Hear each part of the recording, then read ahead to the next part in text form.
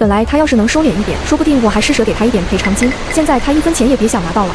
暴雨中，港口的海水已經開始上漲，浪花拍打着碼頭。我望着洶湧的海面，深吸一口氣，打開系統界面。系統在目標點釋放油輪。剎那間，一道耀眼的金光穿透熒幕，巨大的油輪憑空出現在泊位上，隨着海浪輕輕搖擺。它比系統界面上看到的還要宏偉，流線型的船身在暴雨中依然閃耀着珍珠般的光澤。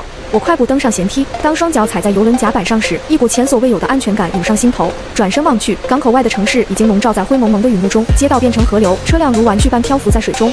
推開厚重的艙門，我瞬間被眼前的景象震撼得屏住了呼吸。挑高近10米的豪華大廳映入眼簾，水晶吊燈從穹頂垂落，數千顆施华洛世奇水晶在燈光下熠熠生輝。大理石地面光可见人，倒映着2侧的金色廊柱，空气中彌漫着淡淡的香氛。我的鞋全濕了，索性就脱掉扔在一邊。当我赤脚踩上柔软的波斯地毯時，感覺自己仿佛踏在雲端。左手邊是挑空設計的弧形樓梯，右手邊整面牆都是落地玻璃。窗外暴雨如注，反而更襯的室內溫暖寧靜。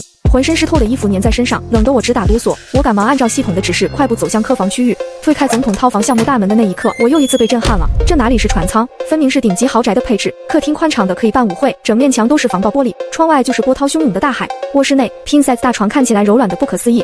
我迫不及待地衝進浴室，被黄铜五金和黑大理石装修驚豔得倒吸一口氣。按摩浴缸大的足以容納3人，當熱水淋遍全身時，我忍不住发出一聲滿足的嘆息，每一個毛孔都舒展開來，疲憊和寒冷被徹底驅散。洗完澡出來，我裹着柔軟的浴袍，發現手機在床頭櫃上震動不停。原來的業主群裡已經炸開了鍋，地下室全淹了，我的珍藏版茅台呀！誰家有吃的？外賣全停了，快餓死了。天气预報說這雨要下好幾天，怎麼辦啊？我看着一條條抱怨，心情複雜。他們還不知道這雨永遠不會停了。就在這時，一聲貓叫，我的睡裙被往下拽去，